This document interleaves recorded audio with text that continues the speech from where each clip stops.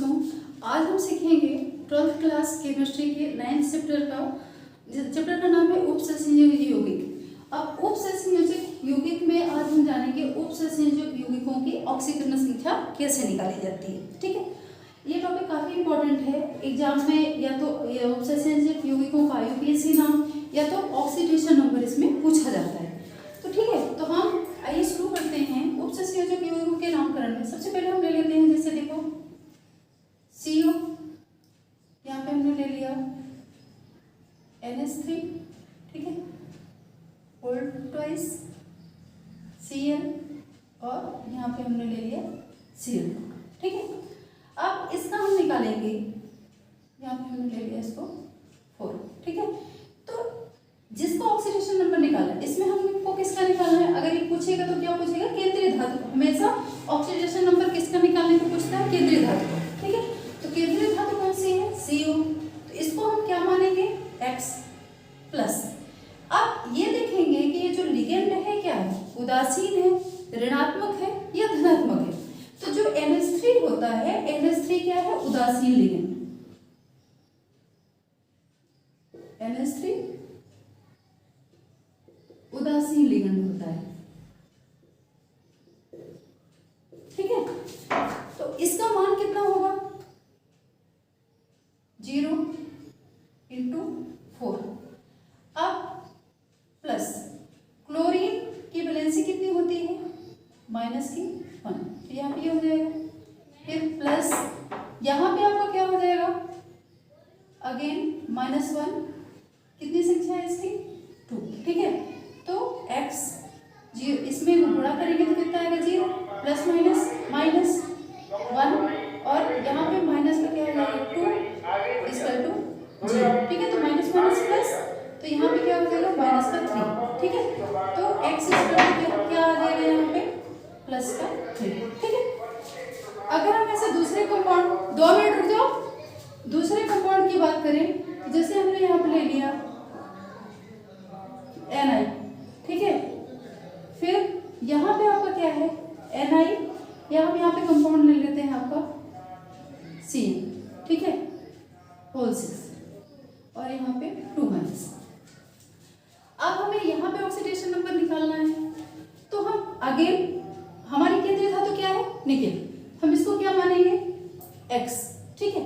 अब Cn, यहाँ पे आके आ जाएगा प्लस Cn, इस पे वैलेंसी कितनी होती? -1। तो यहाँ पे क्या लिखेंगे? -1 इंटू कितने लिखेंगे? 6। तो यहाँ पे कितना आ जाएगा? 6 इसका 2। ये कहाँ जाएगा? इसका 2 के बाद, तो यहाँ पे आपका लिखोगे -2, ठीक है। समझ में तो आ रहा है ना? ये चीजें ध्यान से सुनना। अगर ये चीजें समझ में आ गई तो जो उपसंयोजक यौगिक है बहुत आसान है। इसका जो IUPAC नाम आएगा, ऑक्सीकरण संख्या आएगी, अगर कॉन्सेप्ट आपका क्लियर है तो चीजें आसानी से समझ में आ जाएंगी। अब यहाँ पे देखो x प्लस माइनस, यहाँ पे कितना हो गया? 6 इक्वल टू -2। अब x इक्वल टू, ये उधर जाएगा, -2 प्लस का 6, तो यहाँ पे x इक्वल टू कितना आ जाएगा? +4। तो निकेल की ऑक्सीडेशन नंबर, निकेल की ऑक्सीकरण संख्या कितनी आ गई? करण संख्या कितनी आ गई? 4, ठीक है। जब हम इसका IUPAC नाम लिखेंगे तो इसको रोमन अंक में लिखेंगे, ठीक है। अब 1-2 और समझा देती हूँ। जैसे यहां पे लिखा है K3 Fe CN6, ठीक है। अब जब हम इसका ऑक्सीडेशन नंबर निकालेंगे तो आपको ये पता है कि ये किसमें पड़ जाएगा? ये आयनिक परिसर में, ये प्लस और ये माइनस। पर चलो इसमें अभी कोई दिक्कत नहीं है, हम ऑक्सीडेशन नंबर निकालेंगे तो इन चीजों की वैसे जरूरत ही नहीं पड़ेगी। तो सबसे पहले अगेन यहाँ पे हम किसका निकालेंगे? आयरन का। तो यहाँ पे जैसे K3 है, ठीक है, तो जब इसको ऑक्सीडेशन नंबर निकालेंगे तो हम यहाँ पे इसकी संख्या लिखेंगे, लेकिन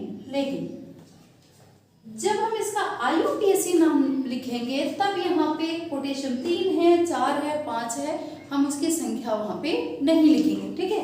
तो यहाँ पे आपका K3 है तो इसको लिखा 3 प्लस x, इसका निकालना है, फिर प्लस Cn में वैलेंसी कितनी 1, तो यहाँ पे माइनस का 1 कितने लिगेंड इंटू 6 इसका टू 0, तो 3 प्लस प्लस माइनस माइनस 6 कम 6 इसका टू 0, तो 6 में से 3 गए x minus 3, x is equal to उधर ले जाएंगे तो प्लस का कितना हो गया 3, तो यहाँ पे आयरन की ऑक्सीकरण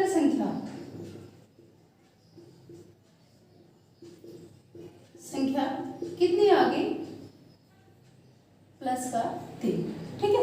इसी तरह से मान लो अगेन, अच्छा यहाँ पे कर देती हूँ, यहाँ पे क्या है FeCN6 और यहाँ पे आपका क्या है Cl3, ठीक है। तो फिर वही केंद्रीय धातु है X प्लस माइनस का 1 इंटू 6 प्लस इस पे वैलेंसी कितनी होगी माइनस की 1, संख्या कितनी है इसकी 3, तो माइनस के 1 इंटू 3, तो X plus minus minus 6 plus minus minus कितना हो गया 3, ठीक है। तो सेम वही कितना हो गया x माइनस 9, तो x इक्वल टू कितना हो जाएगा 9 प्लस का 9, ठीक है। अगर कोई वैलेंसी इधर दी रहती है बड़े ब्रैकेट के बाद, तो हम उसको हमेशा कहाँ लिखते हैं इक्वल टू के बाद, ये चीजें ध्यान रखनी है। ऑक्सीडेशन आपको निकालना आसान हो जाएगा अगर ये चीजें आपकी क्लियर है। बस इसमें क्या ध्यान रखना है कि इन तत्वों की जो वैलेंसी है, जैसे Cn में कितनी है माइनस की 1, अगर हम यहीं पे ऑक्सीडेट की बात करें तो ऑक्सीडेट की कितनी हो जाएगी C2O4, इसकी कितनी होती है माइनस की 2, ठीक है। अगर चलो हम एक एग्जाम्पल लेके समझा देते हैं, ठीक है। मान लो यहाँ पे क्या है आयरन, मान क्या लो है ही, ठीक है। तो यहाँ पे ऑक्सीडेट में कितना होता है माइनस की 2, लिगेंड की संख्या कितनी है 6, तो हमें केंद्रीय धातु को क्या मानना है x प्लस ये कितना है 2 वैलेंसीज की, तो माइनस की 2 into ligand 6 plus chlorine again valency minus की 1 इंटू 3, ठीक है। x प्लस अच्छा प्लस माइनस माइनस 6 दूनी 12, फिर प्लस माइनस माइनस 3 एकम 3, ठीक है। तो ये कितना हो जाएगा x और यहाँ पे माइनस का 15, x इक्वल टू कितना हो जाएगा 15। हालांकि इतनी ऑक्सीकरण अवस्था का कोई भी उपसंयोजक यौगिक नहीं पूछा जाता, कम ही पूछा जाता है, लेकिन मतलब ये चीजें आपको आनी चाहिए, कॉन्सेप्ट आपको क्लियर होना चाहिए कि यहाँ पे अगर लिगेंड इतना है तो फिर आपकी वैलेंसी, यहाँ पे ऑक्सीडेशन ऑक्सीकरण उपसंयोजक यौगिक का नाम लिखेंगे तब यहाँ पे हम ये क्लोरीन को 3 नहीं लिखेंगे, सिर्फ हम यहाँ पे क्लोराइड लिख देंगे। लेकिन अगर हम इसका ऑक्सीडेशन नंबर निकाल रहे हैं तब हम यहाँ पे इसकी संख्या को लेंगे, ठीक है। तो ये हो गया आपका ऑक्सीकरण संख्या। अब ऑक्सीकरण संख्या अगर आपको निकालनी है तो सबसे इंपॉर्टेंट क्या है कि आपको ये पता होना चाहिए कि जो लिगेंड है, लिगेंड पे वैलेंसी कितनी है, वो उदासीन है, धनात्मक है या ऋणात्मक लिगेंड है।